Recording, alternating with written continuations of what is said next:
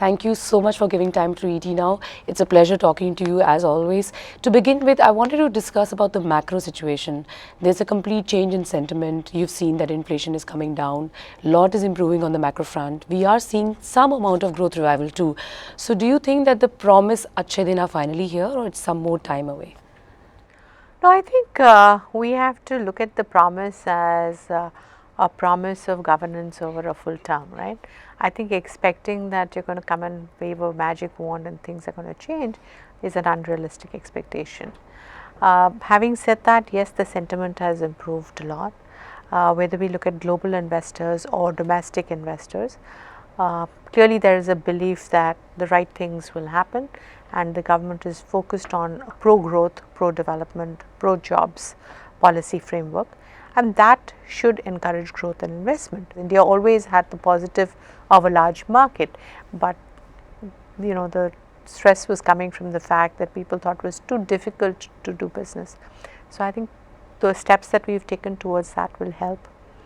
The fact that the government really got its act together and did something on the coal ordinance very quickly after the Supreme Court judgment, I think that's another big positive. There seems to be serious effort towards getting GST going. So for a less than 6-month period to see all of this action, I think it's very confidence inducing, and therefore even if we don't see the numbers in growth right now, I think growth will come.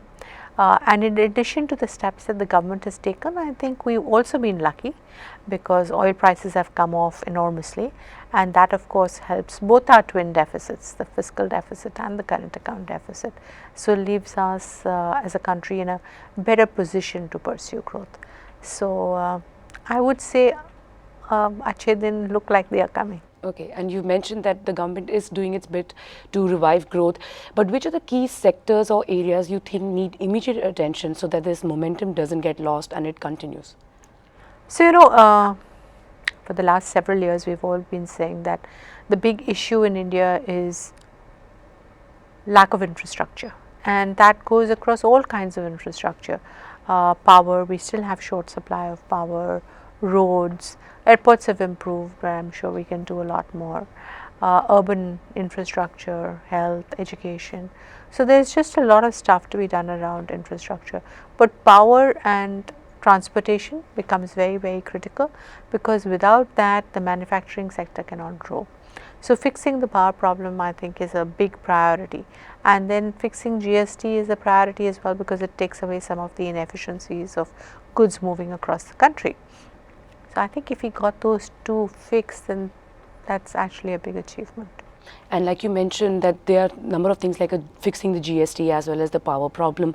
But going ahead, you have seen that the government has at least started giving that push to the reform agenda. Right. But do you expect maybe the GST bill as well as the coal ordinance or any other reforms could get passed very soon? Maybe this year budget could have some of the very key decisions that Mr. Jaitley would go ahead and take?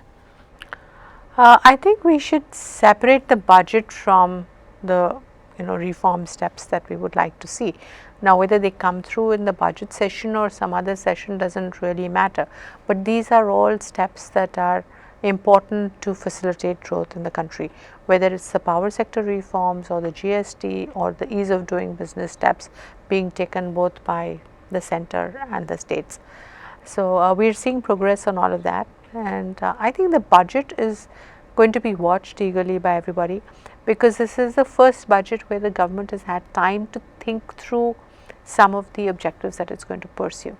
So are we going to stay on the path of fiscal prudence is something that people are probably going to look out for. Do we spend our money in the right places? So is it being spent productively is another signal that people are going to look out for. So we are hopeful that we will see that coming through in the budget. And Mr. Jaitley has also mentioned, and of course simplicity of taxation. And in terms of GDP growth, where do you see us reaching, at least in FY15, and going forward, when do you expect us clocking in 7% or even above growth? So I think this year, given that most of the year is over, it's probably safe to assume that growth will probably end somewhere around the 5% number, hopefully above 5%. And we would expect that with all the steps that the government is taking and with investors both domestic and international, feeling more confident that the capex cycle should begin to kick off sometime in the next year. I also think one of the things that doesn't get enough airtime but is important is that we are seeing projects change hands, and moving from maybe promoters who are more stressed to promoters who have the capacity to invest and grow. That means that even without a lot of new investment, we will see greater productivity out of existing capital. That will help growth as well. So I would believe that next year growth should begin to pick up, and for it to reach the 7% number, we probably have to wait for FY17. And this brings me to RBI. They have given a dovish statement this time around saying if inflation continues to fall and fiscal prudence is measured, then they could also look at changing their stance even before the policy. We've already seen inflation is cooling off. WPI has just come in at 0%. So do you see the RBI could go ahead and cut rates even before the February policy? Could we expect that? When do you really see the interest rate cycle turning? So, as you said, we are seeing the macro, a lot of things change in the environment. So, the fiscal is come under control, the current account is come under control, inflation is coming under control, helped of course by a lot of global factors, but also helped by steps that were taken domestically. So, we are seeing all of that positive momentum. On the other hand, we are seeing growth struggling. So, I think the growth inflation dynamic today is ready for a rate cut. Now, when RBI decides to do it, I guess will be dependent not just on what they have seen in the past, but what they think might happen going forwards.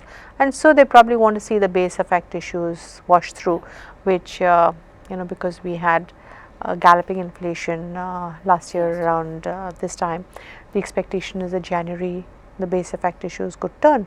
So, maybe RBI wants to wait till January, but nobody can second guess what RBI decides to do. Okay, and as far as banks are concerned, you've been the first bank to cut its base rate. Deposit rates are on the downward spiral, everybody is cutting. But when do you see base rates in the system coming down? When do you see most banks doing it? Will they wait for RBI's cue? How much is the correlation between a policy rate cut and a bank cutting its base rate? So, when we cut base rates, Simran, it was basically because our cost of borrowing came down for a variety of factors, primarily led by liquidity, but the dynamic of rate versus deposit growth. That's what kind of helped our cost of funding to come down, and that's what we passed on to customers through a base rate reduction. Subsequent to that, several of the banks and we also have reduced our term deposit costs by anywhere between quarter to 50 basis points depending upon tenure. Now, for this to wash through in terms of cost of borrowing will take some time, because it will depend upon when the old deposits mature and the new ones come and replace them. So, that dynamic will take some time and pan out, and as that happens, and if this trend continues that there is sufficient liquidity and new deposits are cheaper than old deposits, then I think you will see that flow through into base rates going through in the future. The correlation between base rate and the policy rate, the repo rate impacts short term cost of funding, and so it impacts a small portion of the total cost of funds of the bank, but it does also become a signal for the rest of the rate structure. So, a repo rate by itself does not change everything, but a repo rate coupled with the right liquidity environment will flow through into reduced cost of borrowing for banks and subsequently a reduced base rate. Okay, but could we see base rates coming down in the system at least in the first half of next year? Could we see that happening? If the environment continues the way it is right now and we continue to see comfortable liquidity, then I think yes, you should expect base rates to come off. And if, as we talked, RBI does a rate cut, then I think that gives us more confidence that yes, base rates will begin to come off.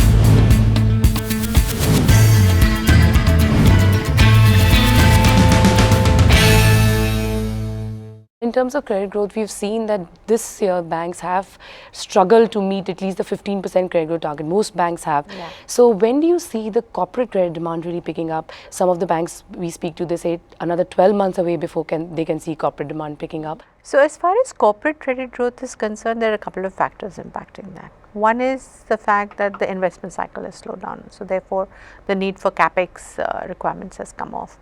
But even on the working capital front, the petroleum companies, their working capital requirement is reduced dramatically because of the fall in petrol prices. So, that actually will correct itself over a period of time. And the broader working capital will, the demand for that will come back as growth comes back. So, I think credit growth should begin to pick up. I don't think it's going to take 12 months. Our view is maybe in another couple of quarters.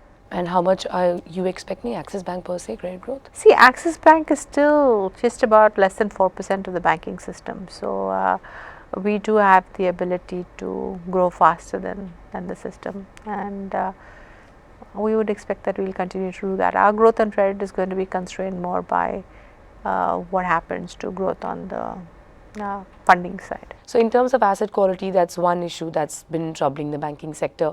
So you had given a guidance that NPAs as well as restructured assets would be somewhere between 6,500 crores. Do you see that remaining in that band for the next 2 quarters, or there could be some pressure on that front? What's your outlook on asset quality? So, when we gave the guidance for the year, we had factored in the belief that while recovery would happen, it would take time, because what I said earlier, you can't expect a magic wand and everything changes. And the causes of this pressure on asset quality have been, one, because some projects have got delayed or stalled, or we have a environment of low growth and high inflation, which is obviously a bad environment from an asset quality perspective.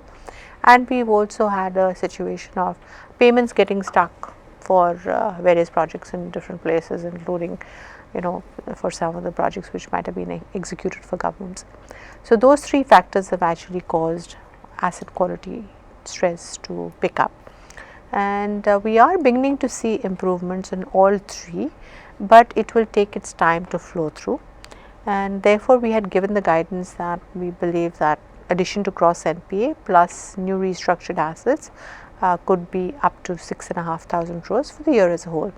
And yes, we are retaining the guidance for this year. When could we see the turnaround in asset quality? Which quarter of next year do you really see that there will be a significant turnaround in asset quality pressures? So, Simran, given that our book has a lot of corporate lending in it, and that tends to be a bit lumpy in terms of how NPAs and restructured assets could get generated, I don't think we can talk quarters. We've always said that please look at our numbers for the year, don't look at quarter by quarter, because it depends upon what happened to a particular asset during that quarter. So, I think from next year you should begin to see an improvement in asset quality. So, if this year's numbers are about 6,500 crores and our credit costs for this year end up at about 85 basis points, we would expect the absolute number for next year to be lower, and we would expect credit costs for next year to be lower as well. Okay. And in terms of restructuring, RBI has given more flexibility when it comes to refinancing infra projects. That's one of the sectors that is most under stress. So how will this help banks? Do you see it as a big positive, especially keeping in mind the kind of infra exposure you may have at the moment? So what this flexibility that RBI has allowed, how will it help? So I think, Simran, again, there's been a whole lot of commentary that I read around the announcement saying what was the objective and what is RBI trying to achieve. So let's get clear about what RBI is trying to do over here. RBI had recognized that when it comes to infrastructure and large projects, you need a different financing structure for it to be able to match the maturity of the project with the length of the loan, and therefore they came up with the 5/25 structure that is allowed for new projects but not for existing projects. So that's a kind of anomaly which existed in the system, and banks have been pointing this out to RBI that there's this anomaly which needs to be corrected, and therefore we should have the ability to, in the case of existing projects which are viable, also extend the same flexibility on the repayment schedule. So I think that's pretty much what RBI is trying to get done through the new set of norms, that flexibility should be given to existing projects as well. and they've put some stringent conditions over there, that they've said that your NPV can't be lower, and the entire repayment has to happen within 85% of the period of concession. So, they are making sure that you still have 15% concession after this whole structure for it to play through. So, I would think that it is a pragmatic policy which aims to do away with an anomaly which otherwise existed, and it's good for the system. And in terms of the sectors, if you were to talk about which sectors are still under stress when it comes to asset quality pressures, and are there any sectors that are looking up? So, on stress, I think it's still some of the infrastructure sectors, some of the EPC contractors who may have got their payments stuck, and for some of the metals because of the drop in metal prices. So, if I had to point out sectors, I think broadly those are the sectors which are still seeing some stress. In terms of where do we see opportunity, I think we are seeing some of the export sectors begin to do better. That's been happening for much of last year, and that continues. I think some of engineering selectively is doing better. But broadly, it's more companies rather than sectors that one needs to pick. So, in terms of your focus areas for growth, which would those be? You've been focusing on retail a lot, and in terms of your personal and card business, will that also take priority going forward? And how are you looking to boost your margins even further? Where could you see your margins ending at?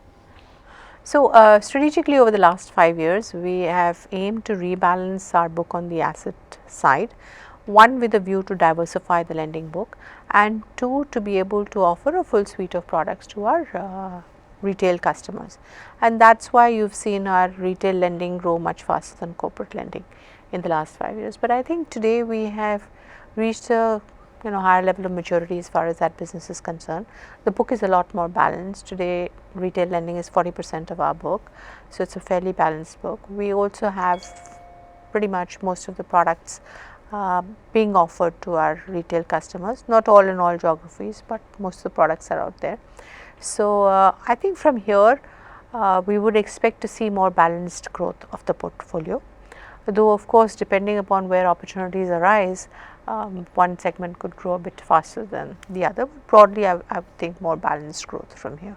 And how much growth are you seeing? And as far as personal loans and credit cards are concerned, yes, we we have seen growth in that. Again, within the suite of retail products, personal loans or credit cards are something that was launched a little more recently, so maybe 2 years ago rather than 5 years ago. So, they may see growth momentum for a bit longer.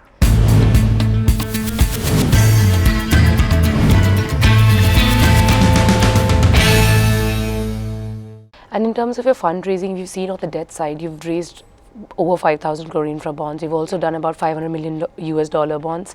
So, wanted to understand any further issuances on the cards on the debt side. As far as markets are concerned, I think that's something that you'll still hold on to.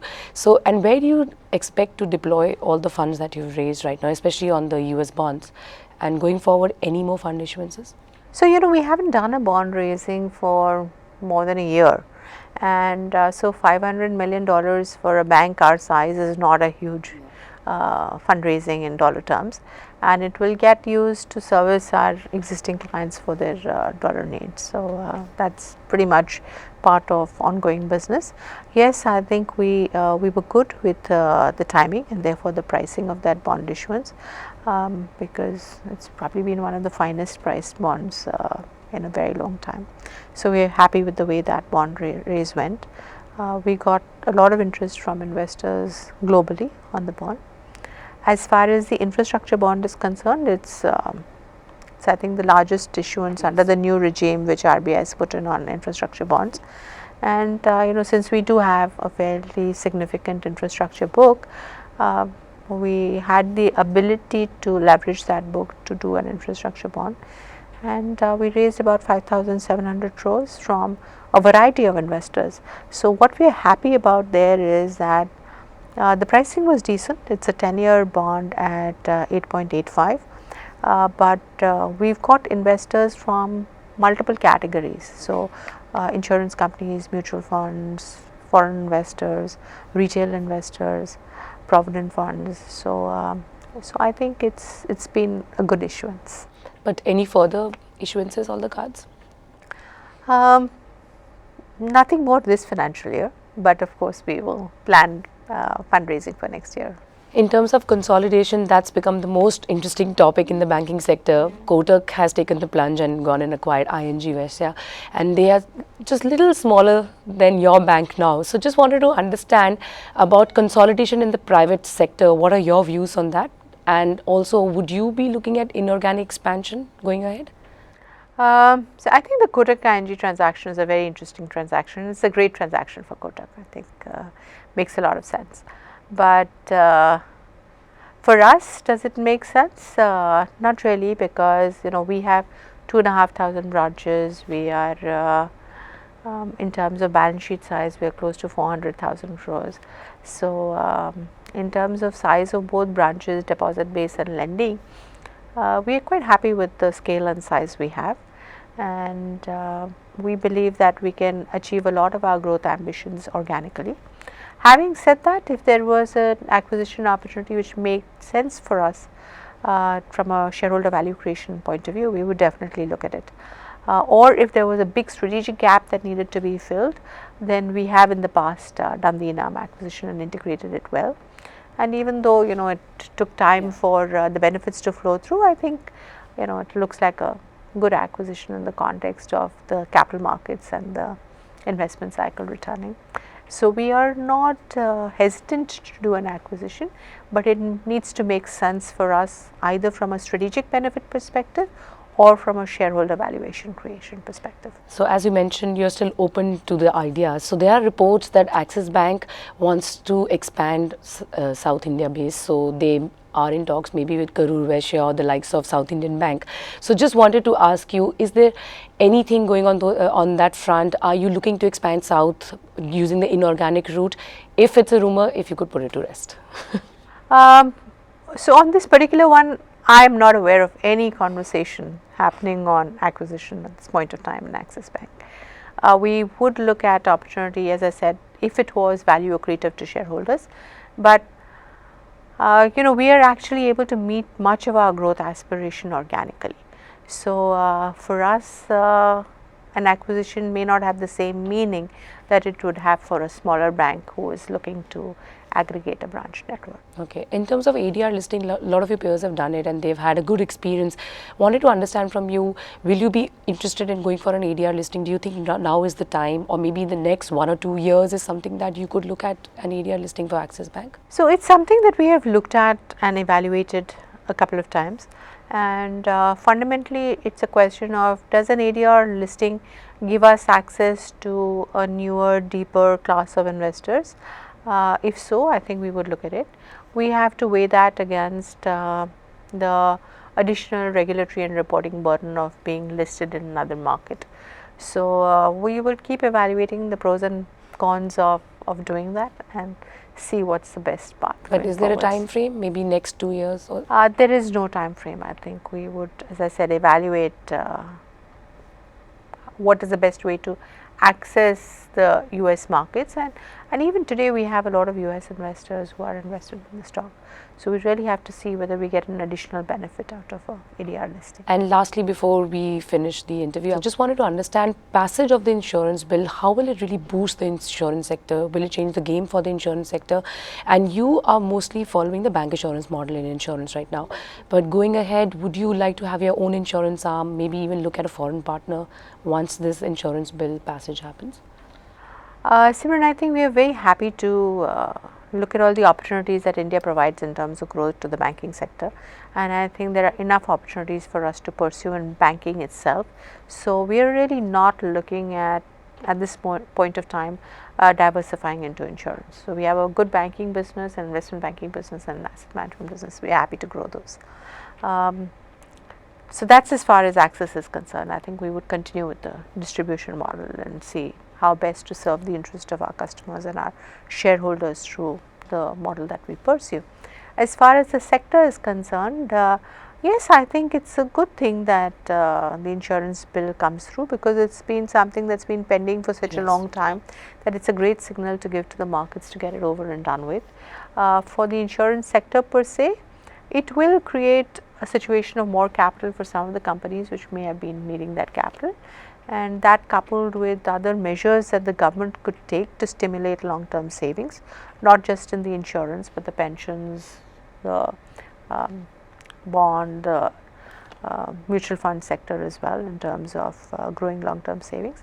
I think that should definitely benefit all of these sectors. All right. Thank you so much, ma'am. Thank you for speaking to me. It was a pleasure. Thank you.